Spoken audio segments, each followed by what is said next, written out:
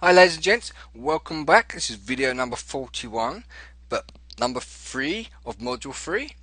Right, in this particular video we're going to discuss, all the videos from now on really should I say, in module 3 we're going to show you some combinations of how to use one signal with one indicator and using another indicator with it as well. Alright, okay, so open up a blank chart, maybe something like this, okay, and then what you would want to do is go ahead and apply. Let's just remove that off of there, and let's remove that off of there. What you would want to do is go ahead and find the oscillator and the accumulation distribution, and your colors, just to follow along really, should be, the value should be green, and then I've chosen the second thickness grade there, and then the value down red, and the levels and the visualization is okay, so you can go ahead and plonk one of those onto the chart. And the next one you want to put on there is the accumulation distribution. Alright, and this will give you basically just a red single line. Levels and visualization is all just fine. Alright, now you may recall, or maybe not recall, in video number 19 of module 2, I mentioned that there was going to be a bitrace signal coming up pretty soon due to the way that the AD indicator was set up. Alright, and if you recall, this is where the breakout was.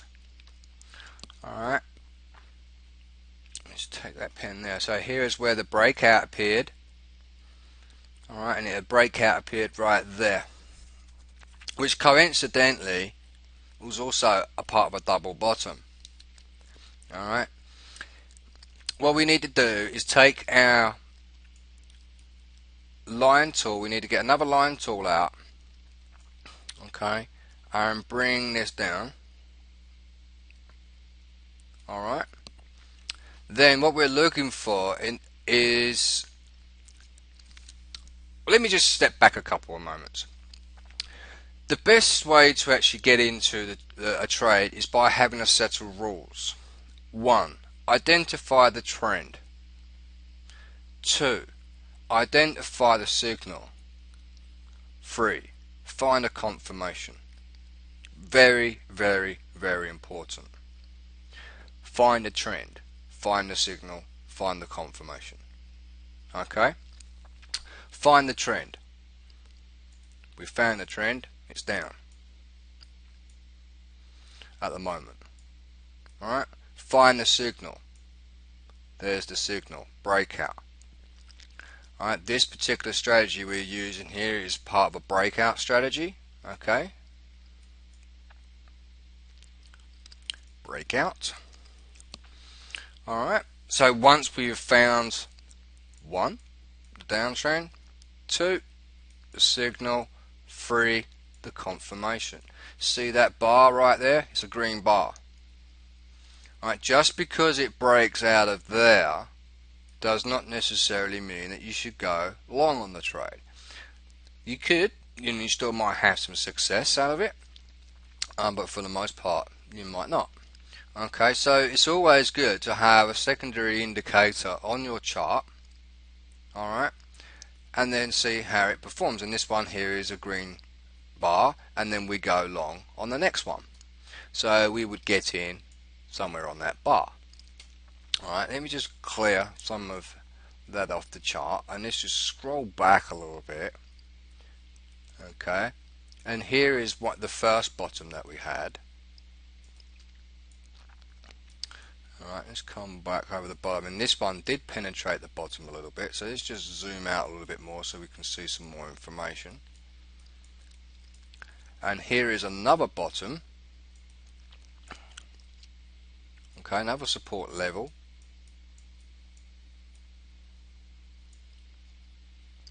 And that one didn't actually hit.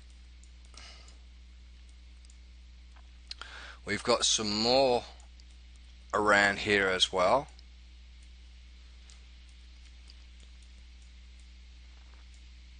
And that was almost pretty close. So we're all doing okay for support and resistance levels. Now let's see if we can find another area in the market that we can use to predict a move one way or the other.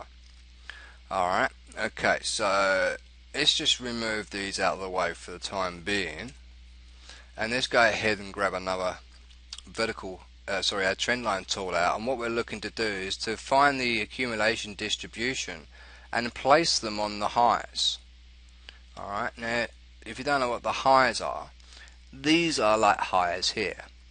Okay, and the reason why they're highs is because this one is higher than that one, this one is higher than that one and that one, and this one is higher than that one and that one and that one, and so forth and so on and so on. So that these are highs.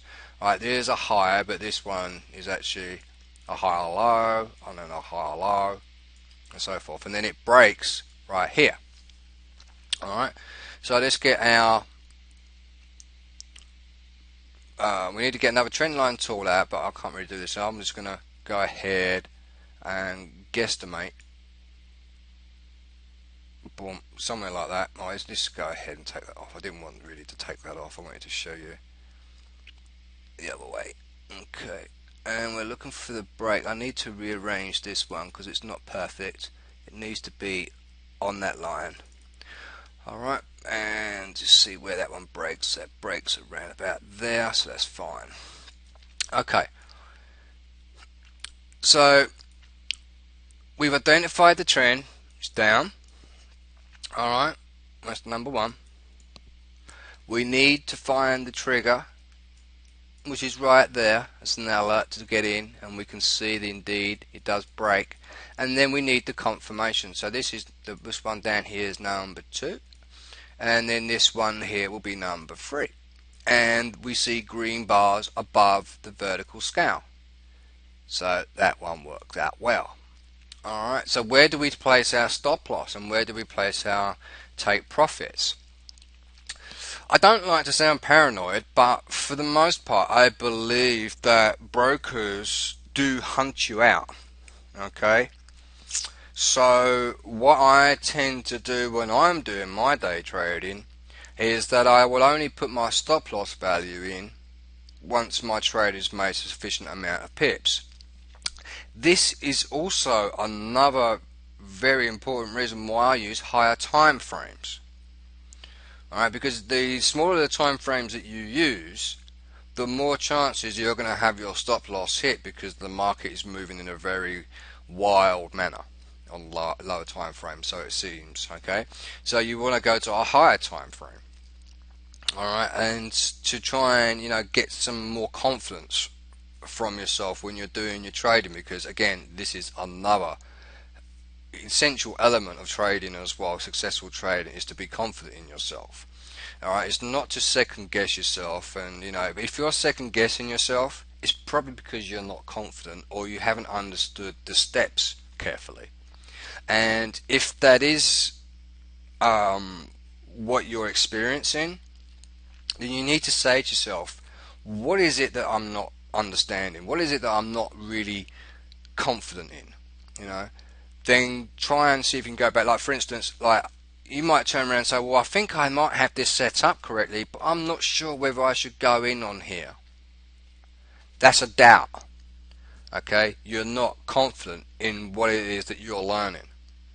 Okay, so you need to sort of kick yourself up the bum, alright, and say, oh, I was right. Okay, that's great.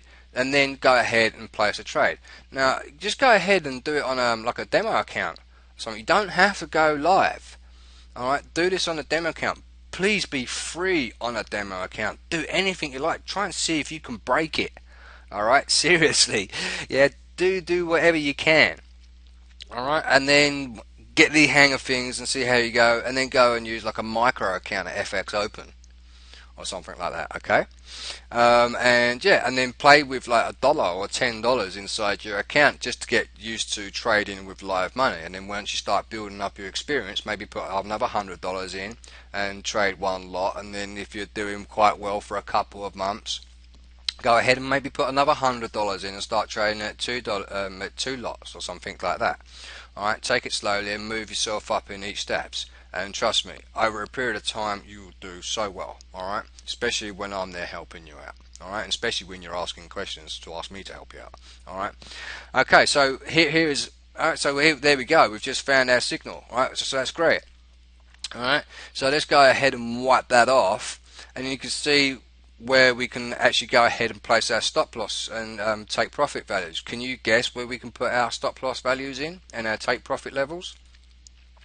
If you guessed anywhere around here,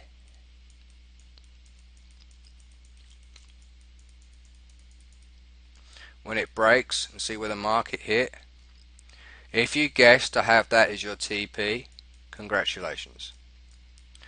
Okay, if you use this area here as your stop loss, then congratulations, you got that right. Okay, alright, let's see if we can find some more signals. Okay, so as the market's going along, it's adjusting itself, so what you can do is go ahead and readjust this line. Alright, and then when you readjust that line, you need to go ahead and readjust this one. Always take note that when I place this trend line on that peak there, it's because I'm lining it up with that peak as best as I can. And the same with this one. You see that little area there, and it lines up right there. Then it breaks right here, and it also breaks right there, and then so we've got our trend. This is 1, 2, our trigger, alright, and 3, our confirmation. Now our confirmation is right there, and we've got green bars above the vertical scale, so we can go long. Now, do we go long on that breakout straight away? No. Why? Remember, one of the first rules of trading is never, never, never, never, never take a buy trade when you're directly under a resistance level. When the resistance level breaks, yes, you can go long. Alright, now you see that this particular bar here is a very long green bar. There's huge sentiment behind that bar to let you know that this resistance has now been broken. Okay, and when you see the market go sideways like it's doing here, it's like a little consolidation area. Alright, when the market consolidates, what's going to happen is it's going to keep going up. Trust me. Alright, and then it will go sideways again because it's gone up a little bit more, and now it's gone sideways, and then it goes up again. It comes back to try and correct itself a little bit, goes sideways, and then it goes up again even more. Alright, this is like the Elliott wave analysis, which I don't really know too much about, but I know a little bit about it. Alright, and Elliott wave analysis is really, really complicated. So I take the best parts out of the Elliott wave analysis to give myself an understanding on consolidation areas. Okay, and then we'll get into that into later videos. Alright, let's see if we can show you some short trades. Alright, so you can understand for the most part how to do both. Okay, we take it from a low to the very next low. Let's just say, well, okay, we want to scoop it along there we go. And then what you want to do is take out another trendline tool out, and you want to take it from there all the way over to there. So now we have this area right here, which is that section right there. We've got a little bit of an area that didn't actually touch, but this one touched, and that's that point right there. Okay, so that's great. We then see a break right here. We also see a break right here. Alright, and also it's very important, we need to make sure that we aren't on any support and resistance levels. Well, here is an area right there that lets you know that we are on a support level right there. Alright, here we've had some highs, and if we draw a line from there, we can see that the break appears right on that resistance level. That's the resistance, this is the support. The price is up here, it's coming down. It breaks through resistance. Alright? And when it's broken through resistance, the good target would be to target the support, but we also allow for a human error as well. Okay? And if that is my projected target, then I'm going to go, well, okay, maybe I should come up a little bit more. Alright, and use that as my TP target. Okay, so let's go have a look. Okay, we've identified the trend. It was going up, and we're looking for a reversal, a breakout. Okay, so we've got 1, the trend, 2, the the trigger, and then we've got the confirmation, which is here. You see where these red bars are below the vertical scale. So that's number 3, and that works out well, and then we can go short. Alright, so give that a try, ladies and gentlemen, and I will see you very soon in the next video. Bye for now.